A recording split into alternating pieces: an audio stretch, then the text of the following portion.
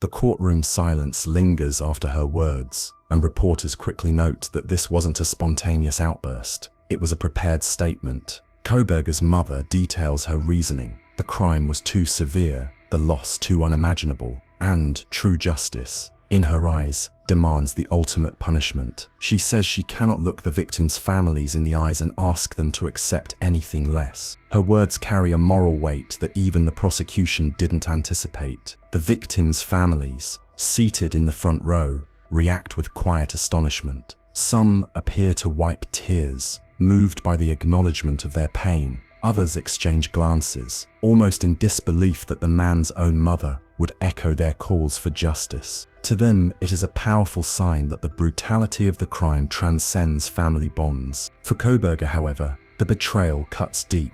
His attorney whispers urgently in his ear, but it's clear he's no longer fully present. His once rigid stare is now fixed downward, shoulders hunched, visibly unraveling under the weight of his mother's words. The courtroom atmosphere has shifted entirely. What was once a tense battle between prosecution and defense has suddenly tilted toward inevitability. But this raises bigger questions. How does a jury interpret a mother openly endorsing the death of her own son? Does it strengthen the case for capital punishment, or could it be seen as a family fractured by guilt and despair rather than facts? And for viewers, if your own family member committed an unspeakable crime, would you stand by them or demand justice like the rest of the world? The moment his mother's voice cracks, the courtroom falls into a stunned silence. She looks directly at her son and admits that while she loves him, she cannot ignore the horror of what happened to 4 innocent students. Her statement is calm but devastating. If justice means the death penalty, then so be it. Even for my own child. Gasps ripple across the gallery. Prosecutors glance at one another, almost in disbelief at the unintentional support she has just given their case. The defense, meanwhile, appears rattled. This is the last thing they wanted a jury or the public to hear. A mother's endorsement of execution carries a weight no legal argument can easily undo. Kohberger himself visibly crumbles, his eyes well with tears, his jaw clenches, and for the first time since his arrest, the stoic mask he's worn begins to fracture. He shakes his head slowly, as if he can't process what he's hearing. The man who once studied criminology to understand the minds of killers now finds himself condemned, not just by the state, but by his own blood. The survivors and families of the victims watch closely. Some nod quietly, their expressions hardening, as though they see her words as validation of the pain they've carried for nearly 3 years. For them, this moment feels like a small crack in the wall of denial that has surrounded Kohberger since the killings. But here's the haunting question. What does it do to a man's spirit when his own mother publicly supports his death? And if you were on that jury, could you ever look past a parent siding with justice over loyalty to their child? The prosecution doesn't waste a second. As the courtroom regains composure, the lead prosecutor leans forward, her tone sharp and deliberate. Even his own mother recognizes the weight of this crime. She lets the words hang in the air, allowing the jurors to sit with the gravity of what they just heard. Legal analysts watching the trial later say, this single moment may have been the prosecution's most powerful piece of evidence, one that wasn't found in DNA, cell records, or surveillance footage, but in the raw honesty of a grieving parent. When a mother acknowledges her son deserves death, it reframes the entire narrative. It no longer looks like a courtroom battle between state and defendant. It feels like justice being demanded from within his own family.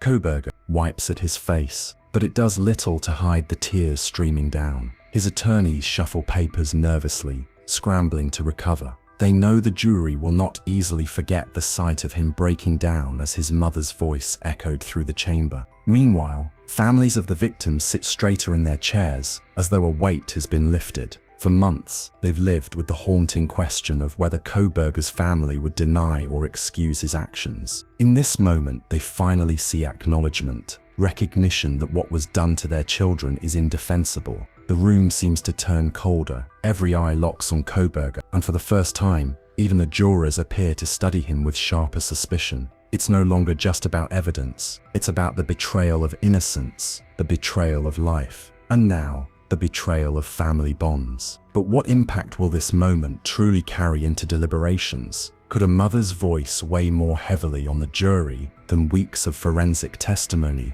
And if so, has the trial already been decided in their minds? The defense realizes immediately that silence will only make the damage worse. Kohberger's lead attorney rises, buttoning his jacket with shaky hands, and attempts to soften the blow. "Ladies and gentlemen of the jury," he begins, his voice heavy with practiced calm. "Emotions can be powerful, but justice cannot be ruled by grief. This case must remain about facts, not feeling." He leans into the lectern, reminding the jury that DNA evidence, phone records, and surveillance footage all deserve careful scrutiny. He argues that family members, no matter how close, are not legal authorities, and that their emotions, while understandable, should not dictate life or death. It's a desperate attempt to steer attention away from the chilling statement made just minutes earlier. But as he speaks, eyes drift back to Kohberger. He isn't stoic anymore. He isn't the calculated criminology student who once studied the psychology of killers. He is broken, visibly unraveling, clutching a tissue as if it's the only thing anchoring him to the courtroom floor. Each tear seems to cut through the defense's argument, overshadowing the words with the image of a man condemned by his own mother. The gallery is restless. Some whisper, others nod in agreement with the prosecution. The air is thick with disbelief. How can the defense possibly walk back what just happened? Victims' families exchange glances, silently acknowledging that the trial has shifted in their favor. Even the judge pauses, peering down from the bench with an expression caught between sympathy and severity. The moment feels unprecedented. A courtroom where the defense's strongest voice has been drowned out by a mother's heartbreaking honesty. And the question lingers. Can Kohberger's legal team possibly rebuild credibility after this? Or has his own mother's words sealed his fate before the jury even begins deliberations? Outside the courthouse, the media frenzy explodes like wildfire. Reporters flood the steps, cameras raised, microphones extended, each one desperate to capture the story that has already gone viral inside the courtroom. Within minutes, national outlets are breaking the headline. Kohberger's mother supports death penalty. Son breaks down in court. Clips of her trembling voice, paired with the image of her son wiping away tears, dominate every social media feed. Hashtags trend instantly. Kohberger trial, justice for Idaho 4, death penalty. News anchors dissect the scene in real time. Legal analysts call it unprecedented, and public outrage surges higher than ever. For many watching at home, this isn't just evidence. It feels like a confession, a symbolic moment where even the accused's own blood turned against him. Crowds gather outside the courthouse, chanting the victims' names, holding signs demanding justice. Some call for an immediate sentencing, insisting the trial no longer needs to drag on. Others point out how rare and haunting it is for a parent to call for the ultimate punishment for their own child. The sheer weight of the moment sends shockwaves across the country, shifting the tone of the trial from contested evidence to moral reckoning. Inside legal circles, speculation begins to swirl. Will this moment influence the jury more than DNA, phone logs, or surveillance footage ever could? Could this statement alone cement Kohberger's legacy as one of the most despised defendants in recent memory? And then the bigger question emerges. If his own mother is ready to see him put to death, what chance does he have of convincing a jury otherwise? As the echoes of his mother's words settle into silence, all eyes shift toward the jury box. 12 men and women, sworn to impartiality, suddenly find themselves carrying the unbearable weight of what they've just witnessed. Some scribble furiously in their notepads, their pens shaking under the gravity of the moment. Others freeze, eyes locked on Kohberger, as if waiting for him to speak, to deny, to defend, but he doesn't. He just stares down, shoulders hunched, lips trembling. One juror,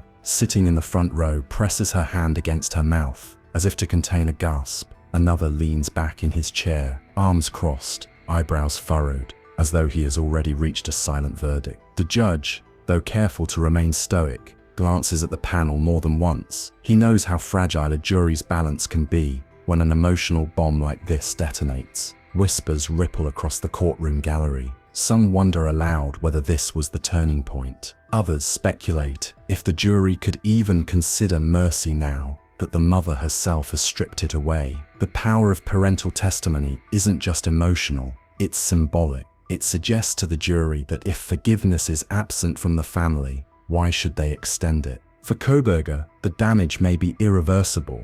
Every stolen glance, every note written, every tightened jaw in that jury box feels like a nail in the coffin. And deep down, you can sense it. Some jurors have already begun picturing what justice might look like. But here's the question that lingers for you, the viewer. Are these jurors making their decisions based on cold, hard evidence, or on the raw, emotional weight of a mother's betrayal? The gavel cracks against the wood, and the courtroom exhales in unison. Court is adjourned, but the tension doesn't leave with it. It lingers, like smoke. Brian Kohberger slumps back in his chair, his body folding into itself. For the first time, his mask slips completely. He wipes at his face with trembling hands, his tears staining the orange fabric of his jumpsuit. He doesn't even look toward his mother as officers move in to escort him out. The victims' families watch from the gallery, some holding onto each other for strength, others standing in rigid silence. To them, this moment is almost unthinkable, seeing a son abandoned by his own mother